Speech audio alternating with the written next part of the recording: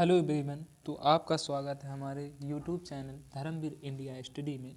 तो मैं आपको इस वीडियो में यानी कि आरआरबी ग्रुप डी से संबंधित कुछ महत्वपूर्ण मैथ के क्वेश्चन कराने वाला हूं।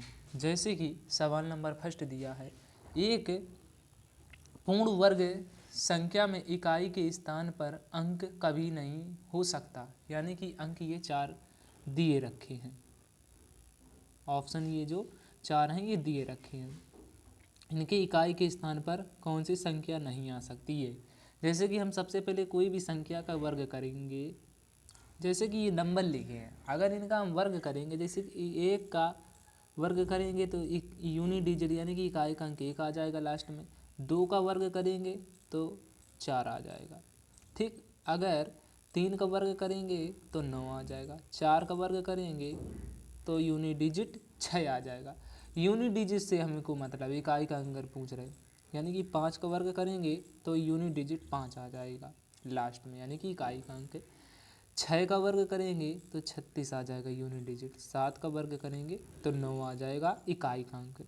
यानी कि 8 का वर्ग करेंगे तो लास्ट में यूनिट डिजिट यानी कि इकाई का अंक 4 आ जाएगा। 9 का वर्ग अगर करेंगे तो यूनिट डिजिट 81 का 1 हो जाएगा।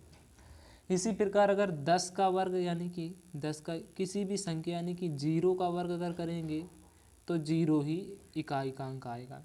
इसी प्रकार जैसे कि 1 तो आ गए यूनिट डिजिट, यानी कि अब इसमें देखते हैं कि ऑप्शन में कौन सा अक्षर यूनिट डिजिट में नहीं आया, यानी कि 1 आ गया, ये 1 यहाँ मिल रहा है। इसके बाद में जैसे कि 4 यहाँ मिल रहा, ये 4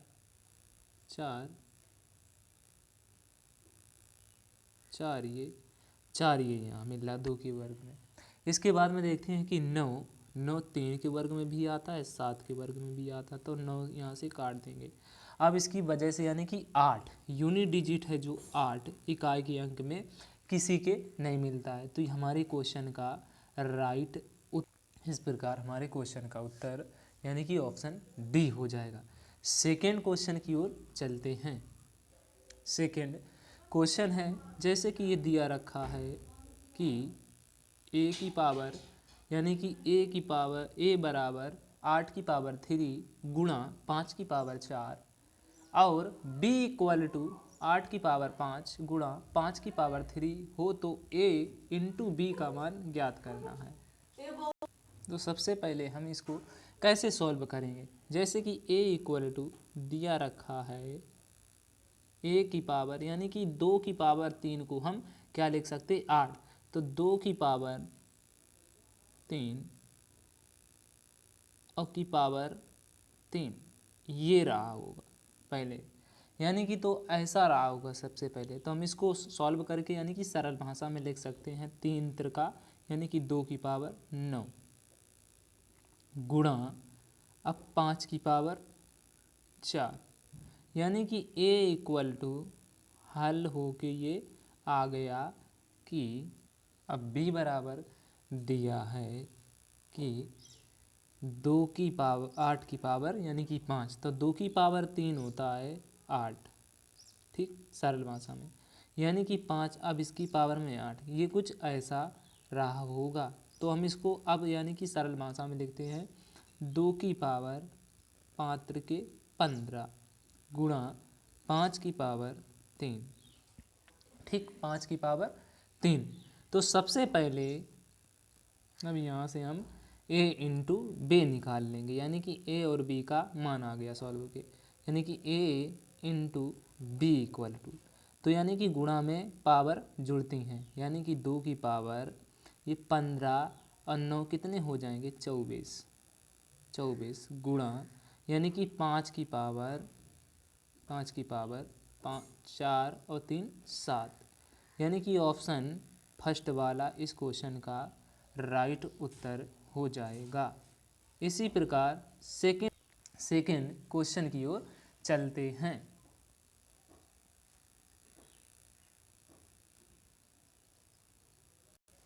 जैसे कि दिया रखा है रूट में यानी कि रूट में 1.08 16 ये सारी के सारी रूट में है। इसका मान ज्ञात करना है। जैसे कि ज्ञात करना है तो हम सबसे पहले यानी कि संख्याएं जो हैं वो सब 100 के आसपास दी रखी हैं, यानी कि इसका एक शॉर्ट ट्रिक भी होता है। जैसे कि हमें ज्ञात करना है 94 का वर्ग, तो हम कैसे ज्ञात करेंगे, यानी 100 से ये 6 कम है तो 100 का वर्ग कितना, 6 कम है तो 6 का वर्ग 36, यानी कि जितना कम है उतना 94 में घटा के लिखेंगे। 6 कम है तो 6 घटाएंगे तो 88 36, 88 36, 2 अंक के बाद पॉइंट तो यहाँ पे हो जाएगा, यानी कि 88.36 इस क्वेश्चन, यानी कि 94 का ये वर्ग नहीं अभी सही, यानी कि 4 अंक के बाद आएगा दशमलव, यानी कि 2 अंक के बाद ये यहाँ लगेगा पॉइंट कहीं 94, तो यानी कि 0.94 का वर्ग हो जाएगा 0.8836। तो इसी प्रकार जैसे कि अगर 100 से कोई संख्या ज़्यादा है, जैसे कि संख्या यानी कि संख्या ज़्यादा है, जैसे कि 104 का वर्ग निकालते हैं, 104 का वर्ग पॉइंट लगाएं तो 100 से 4 ज़्यादा है तो 4 का वर्ग 16 लिखेंगे। इसके बाद जितना ज़्यादा है उसमें जोड़ के लिखेंगे 104 और प्लस 104 और प्लस 4 यानी कि 108। ये 104 का वर्ग, यानी कि ये तो ट्रिक है, यानी कि जो संख्या 100 के आसपास है तो यानी कि ये 1.04 का वर्ग इसमें निकालना था, तो इसमें यानी कि 2 अंक के बाद पॉइंट वर्ग में डबल हो जाते हैं, यानी कि 4 अंक के बाद पॉइंट, यानी कि आ जाएगा 1.08। अतः इस क्वेश्चन का आंसर ऑप्शन डी हो जाएगा। इसी प्रकार हम सेकेंड क्वेश्चन की ओर चलते हैं, यानी कि डी ऑप्शन हो जाएगा।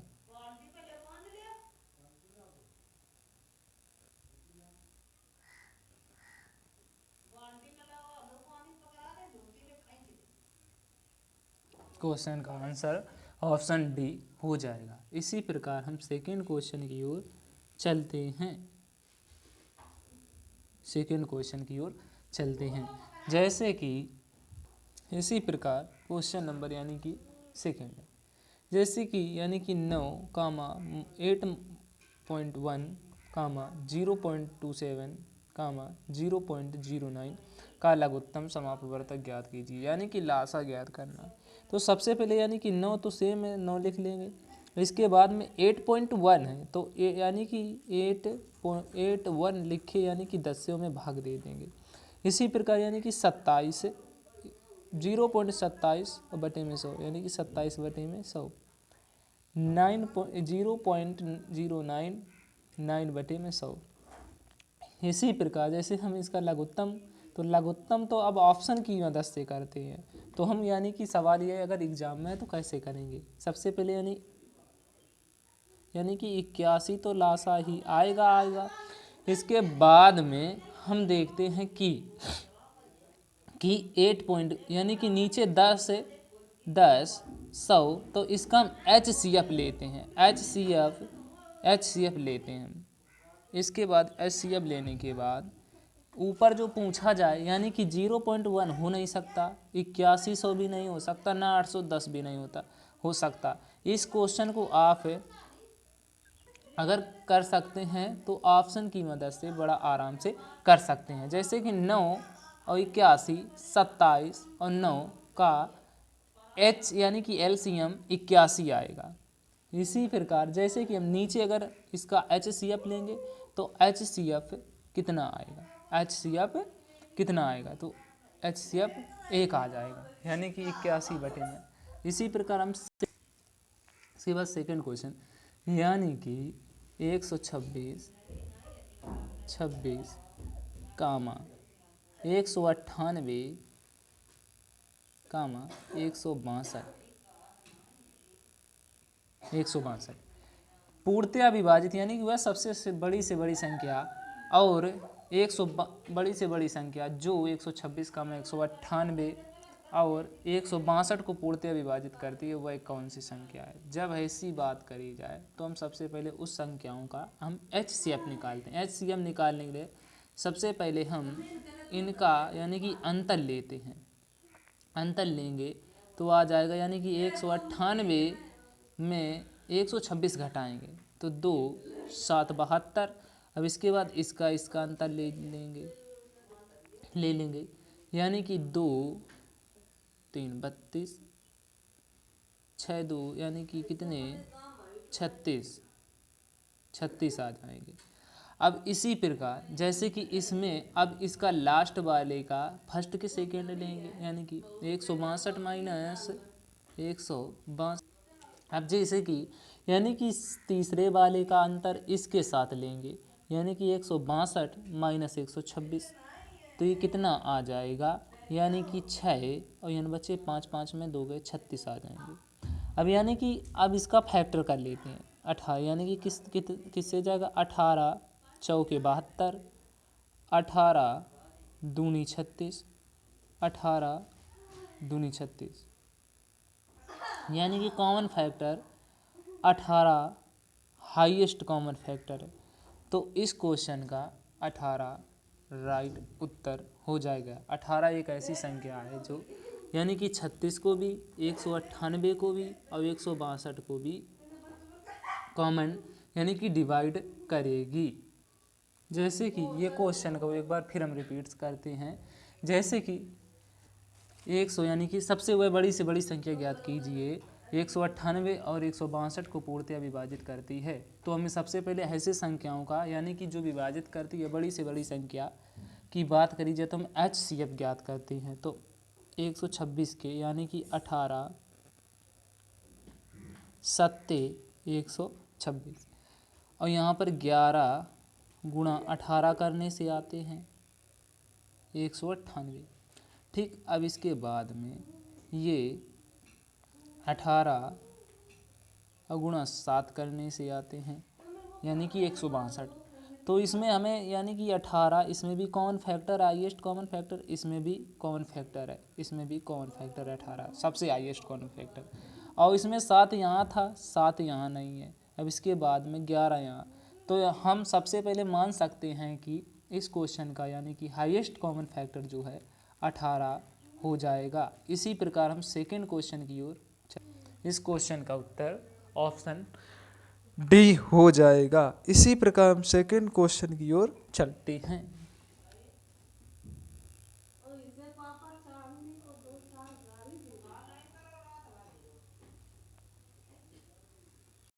फिर पूछा गया है सेकेंड नंबर सवाल में, जैसे कि प्रथम 50 समप्राकृतिक संख्याओं का औसत ज्ञात करो। यानी कि समप्राकृतिक संख्याएं जो यानी कि विभाज्य सम संख्याएं भी हैं, उनका औसत ज्ञात करनी। यानी कि औसत का सबसे मिडिल नंबर यानी कि सम की अगर बात करी जाए तो हम सबसे पहले एक यानी कि इसके लिए सूत्र होता है यानी कि सम की अगर बात करी जाए n+1 करके उत्तर देंगे। जैसे कि 50 की बात करी गई है तो 50 में 1 जोड़ेंगे 51, यानी कि प्राकृतिक संख्याएं कितनी हो जाएंगी 51 प्राकृतिक है, यानी कि एक प्राकृत संख्याओं का औसत यानी कि औसत कितना हो जाएगा 51 के बराबर हो जाएगा, 51 के बराबर हो जाएगा। यानी कि संख्याएं शुरू होंगी 2 4 dot dot dot dot dot dot यानी कि 100 लास्ट वाली जो हो जाएगी प्राकृतिक संख्या यानी कि कितनी हो जाएंगी 100, यानी दो से। अब ये तो था बेसिक, जैसे कि अब हम यानी कि जैसे ये तो शॉर्टकट था, बेसिक तो होता है यानी कि बेसिक से इस क्वेश्चन को करते जैसे कि 2 से संख्या शुरू होगी 2 4 डॉट डॉट डॉट यानी कि 50 की बात करी गई है तो सम संख्याओं की यानी कि कोई भी संख्या पता करने के लिए सम के लिए 2n कर देते हैं। तो 50 पूछी गई है तो 50 2 यानी कि जो 50वीं संख्या हुई होगी सम प्राकृतिक संख्या होगी वह 100 हो जाएगी। अब यानी कि आपने औसत सीखा होगा यानी कि first number plus last number अब बटा में 2 कर देते हैं। जैसे कि 100 और +2 बटे में 2 करते हैं, यानी कि 102 और बटे में 2 करेंगे तो उत्तर यानी कि 2 पंचे 10, 2 एकम 2, 51 इस क्वेश्चन का राइट उत्तर हो जाएगा, जो कि ऑप्शन नंबर सी में दिया रखा है कि दिया है क्वेश्चन, यानी कि 2 किलोग्राम का कितना प्रतिशत 50 ग्राम के बराबर होगा। यानी कि 2 किलोग्राम में सबसे पहले पता होना चाहिए कि 1 किलोग्राम में कितने ग्राम होते हैं। तो 1 किलोग्राम इक्वल टू कितने होते हैं, 1000 ग्राम पता होना चाहिए। यानी कि एक किलोग्राम इक्वल टू होते हैं 1000 ग्राम, 1000 ग्राम। तो 2 किलोग्राम में यानी कि 2000 हो जाएंगे। तो इसी प्रकार हम इस क्वेश्चन को सॉल्व करते हैं जैसे कि यानी कि 2000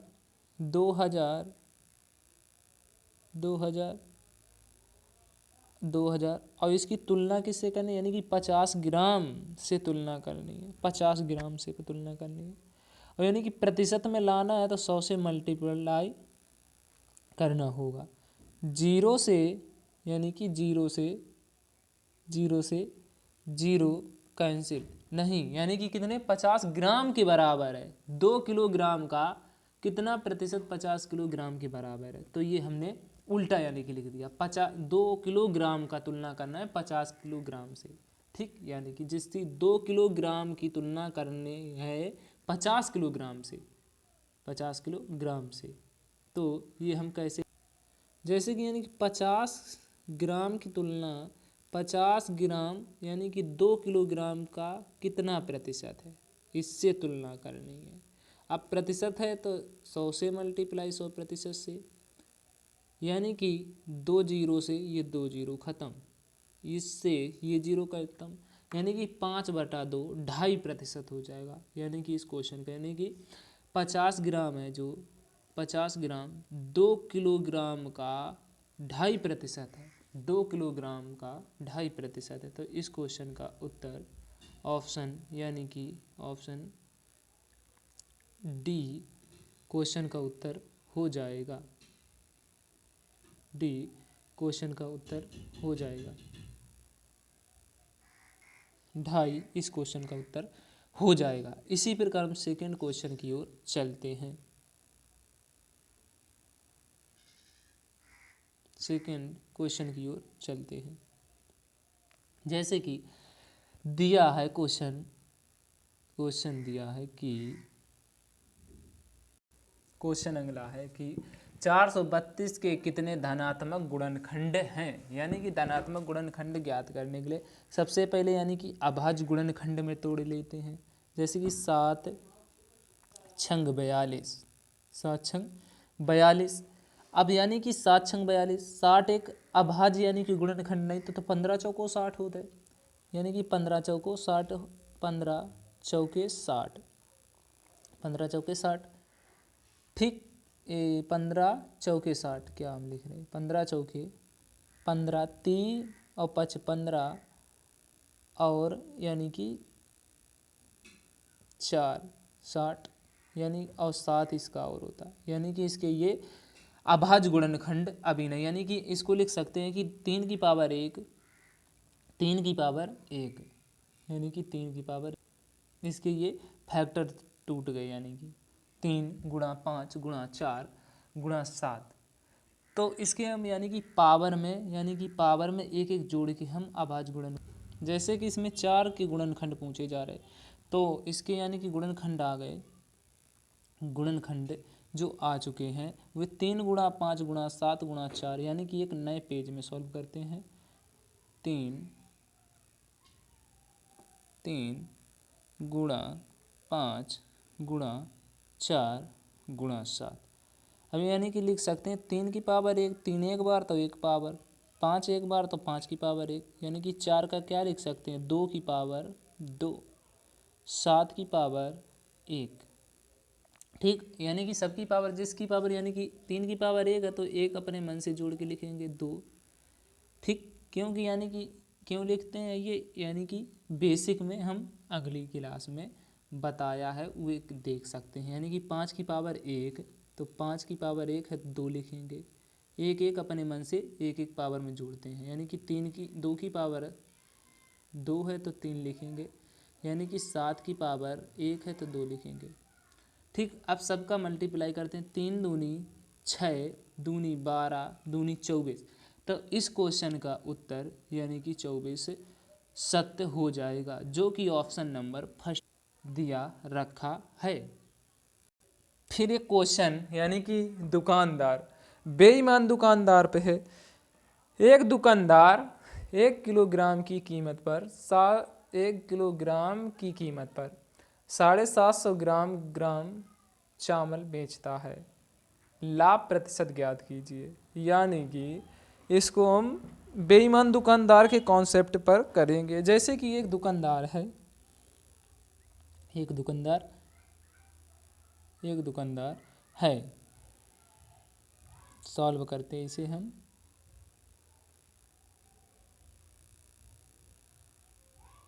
ठीक, अब इसके बाद में देखते हैं कि एक दुकानदार है 1 किलोग्राम के वजन में, 1 किलोग्राम के वजन में, यानी कि एक्चुअल में वेट होता है 1 किलोग्राम, पर 1 किलोग्राम की वजह से वो कितना दे रहा हो, 750 ग्राम। ठीक, अब एक जीरो यानी कि मल्टीप्लाई फैक्टर से इसे करेंगे, एक जीरो से एक जीरो कैंसिल ऊपर नीचे। अब 25 चौके 100, 4 ऊपर, अब 25 तिहाई 75, यानी कि 3 नीचे। ठीक, सामान यानी कि 3 ग्राम, यानी कि 3 की चीज़ है जो 3 यानी कि 3 की चीज़ वो कितने में बेच रहा है, 4 में बेच रहा है। तो कितने प्रतिशत का उसे लाभ हो रहा है, यानी कि 3 की चीज़ 4 में, यानी कि 1 का लाभ हो रहा, तो 1/3। इसे अगर प्रतिशत में लाना है तो 100% से मल्टीप्लाई करना होगा। तो 100/3 यानी कि 33.33%। इस क्वेश्चन का ऑप्शन बी क्वेश्चन का राइट उत्तर, इस क्वेश्चन का ऑप्शन यानी कि बी राइट उत्तर हो जाएगा। इसी प्रकार हम अगले क्वेश्चन पर चलते हैं। अगला question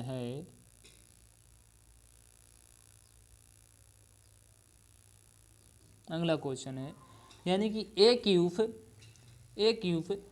plus B cube equal to 4, यानी कि 405, और ए प्लस बी 9 दिया, तो ए बी का मान ज्ञात करना है।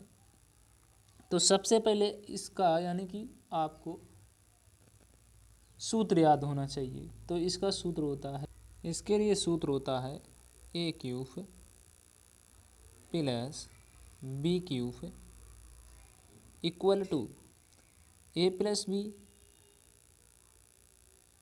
एक कोष्ठक में, ये अंदर कोष्ठक में हो जाएगा ए प्लस बी का होल स्क्वायर माइनस 3 AB। सबका मान रखते हैं, यानी कि A cube plus B cube का मान ये दिया रखा है 405 बराबर ए और प्लस बी का मान है 9। अब इधर यानी कि ए प्लस बी का होल स्क्वायर है, तो 9 का स्क्वायर 81 माइनस ये यहाँ पर हो जाएगा, यानी कि 3A और इंटू बी का मान ज्ञात करना, ए और बी का मान ज्ञात करना, 3 ये सूत्र के होते हैं। 9 से ख़त्म, 9 चौके 36, 9 पना 45।